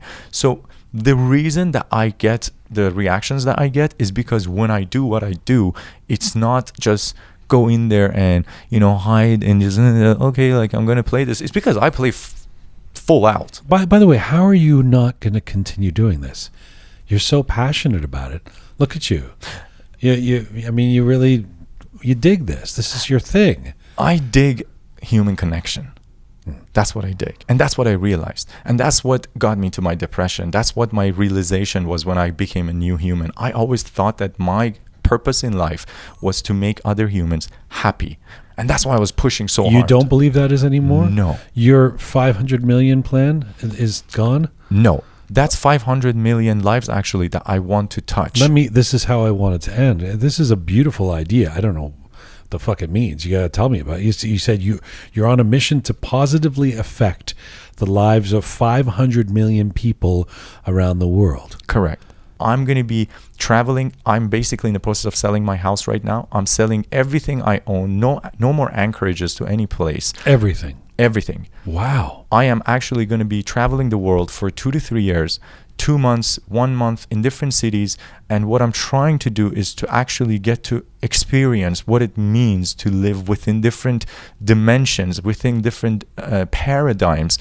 And at the end of it, because my goal is by 2050 to influence 500 million lives in a positive way to live a better life. One part of it is that self-empowerment and allowing them the opportunity to live the dream of the life of their own dreams. That's one of my major goals, which by the way, it's already unraveling. And number 2 is I am a huge, and this is the first time, by the way, I'm talking about this ever in public, but I'm glad I'm doing it here.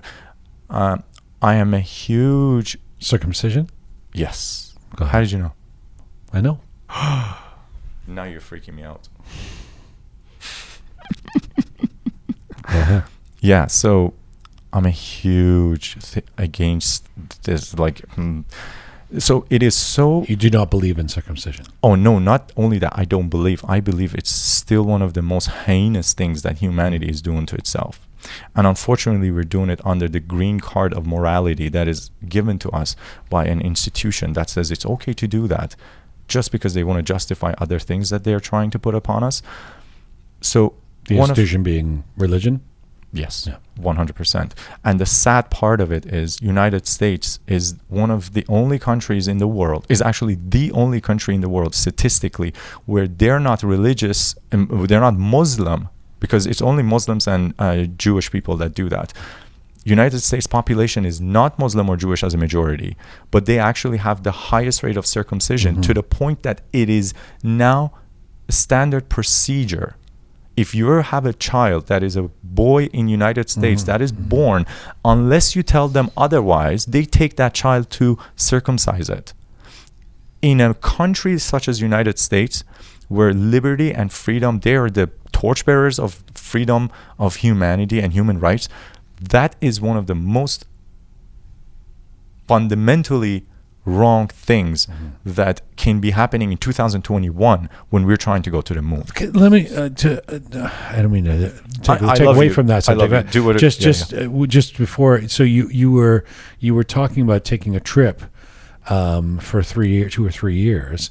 Correct. So are you going to? Is your plan to? Because to be honest, I there's part of me that just loves this idea. I've always kind of wished I was there was a famous Canadian artist named Jian. People who are old enough to remember like the hits of the 1980s and stuff will remember her. She was kind of an artsy singer-songwriter, won some Juno Awards, whatever.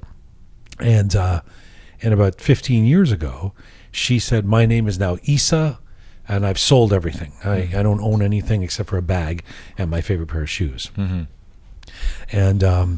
And everybody said, "What a weirdo," you know.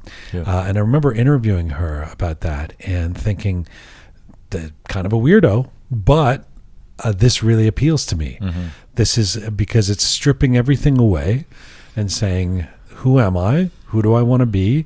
Yeah. I don't want to depend on all of those things, including societally imposed status requirements and all of that. And I'm going to live my life and go where I want to." So is your plan?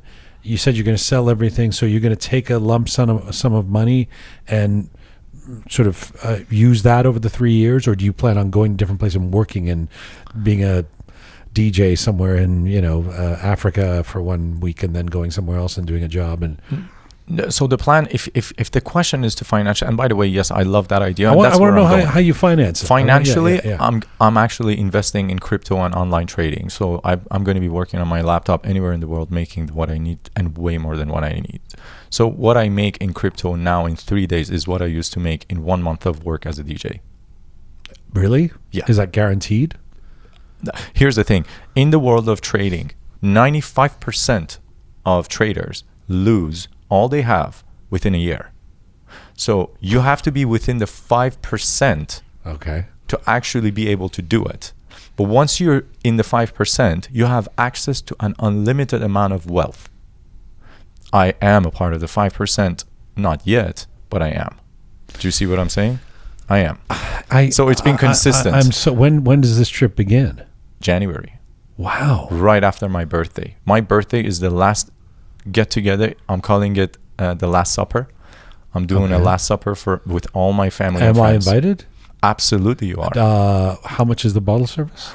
Do not worry about that. It's on the house. No, listen, I am never, ever going to one of your events and not paying. I am never asking you for a ticket. Jian, listen. Ever after this conversation. No. You are absolutely right. We should all pay. I love you. I love you. I think that is absolutely fair, and you're absolutely right. And I'll be happy to buy a ticket. I love you, brother. I love you. Thank birthday. you. Thank you. Thank you for taking the time. It's been such a pleasure to have you here in person. Likewise. We'll do it again, I hope, before too long. And I hope before I go, I could have you on Mutafavit. But I'm leaving the options for the universe to maybe work it out. But I will definitely say there's not a chance. I'm coming. I know. And the Farsi podcast. show. I don't know how confident you are working with. Farsi. I love your Lahje Farsi. It's so 10-year-old. It's so OG. You know, like that's because I learned it from my father who left Iran in 1960. OG accents, bro. It's proper. But thank you, honestly, for having me. You have a fantastic team here. The energy in your office is beautiful. Thank you. And before we go, and if I may, one last thing I want to say is you get to keep any belief that you fight for. And that's so, so fundamental. I want you to go think about it, that one sentence, that you get to keep any belief that you fight for. And I hope that this interview helps one person maybe with something in their life. That's all I want. Aras, thank you. Thank you, Jian. I'm literally honored. Performer, promoter, DJ Addass. He's about to embark on a new global journey, and we are lucky to have him here in the Roqe Studio.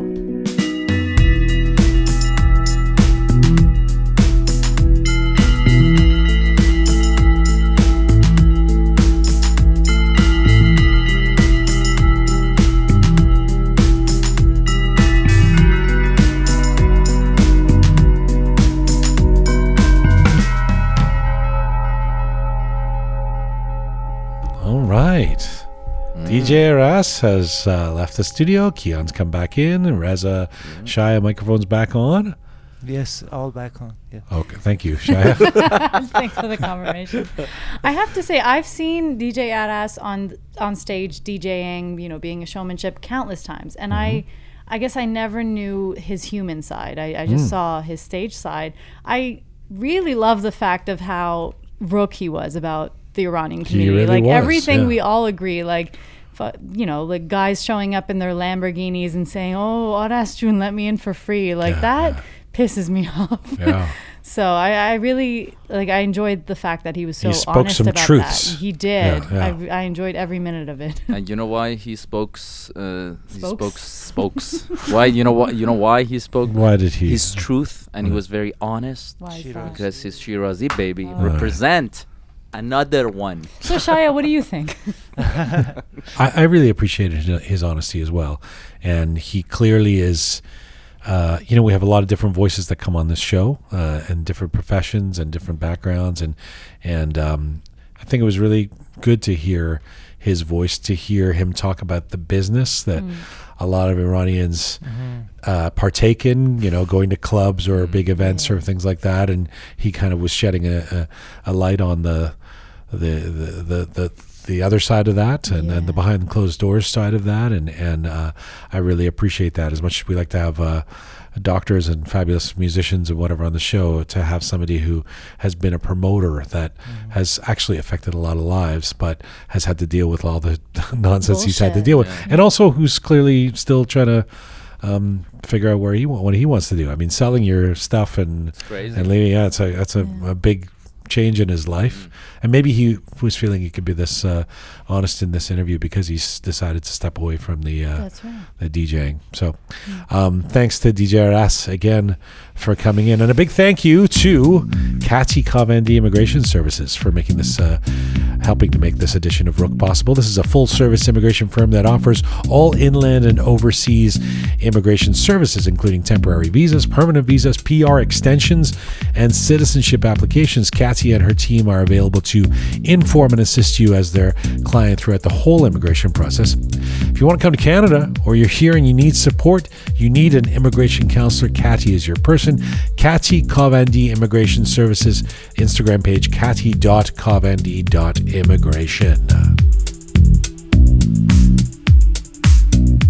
All right. Well, thank you very much, the fabulous Kian. What's on tap for UPG this week? Do we know? You'll just have to stay tuned. All right. But you want me to tell you? What is it? What's the topic for Unmarried Persian Girls? Do we always have to dress so fancy? In the Iranian community. I'm sure you went to the Faramarz concert. I don't know. How did you dress? No, I was actually dressed down. I saw pictures. What? You saw pictures of me? But you've seen it. I haven't seen pictures of me. You get invited to a Persian barbecue. You're like, shorts and a shirt. And the people Persians show dress up. up. Decked out, hair done, makeup done, like gowns, like it's a whole coming ordeal. from a person who in London was trying to carry my tripod in a high heel and a top hat. I'm assuming either Taryn, I'm assuming Shirin Nasser is going to disagree with you because you'll probably you be supporting the job. Okay, so that's coming up on Unmarried Persian Girls. Right. UPG.official. What's your handle? UPG.official on Instagram, or Unmarried Persian Girls on YouTube and podcasts. All right. The fabulous Kian, Groovy Shaya, the Captain Reza, thank you very much. This is full time for Roqe for today. To check out all things related to Roqe, to get in touch with us, leave us a message to see our Roqe Funnies video and all the episodes and guests we've had on our programs, including the contemporary history of Iran. RoqeMedia.com is where to find us, roqemedia.com. Thanks to the amazing team who put this show together: Super Patty Saw, Savvy Roham, Producer Susan, Ponce the Artist, the fabulous Kian, Talented Anahita, Ahay Mehdad, Captain Reza, and Groovy Shaya. Thank you to all of you out there for supporting us and sharing our content. Please subscribe if you have not done so already on any or all of our platforms. And you can find me, where can you find me? I guess I'm going to be on Facebook at Jian Komeshi. In the meantime, Mizun Bashi.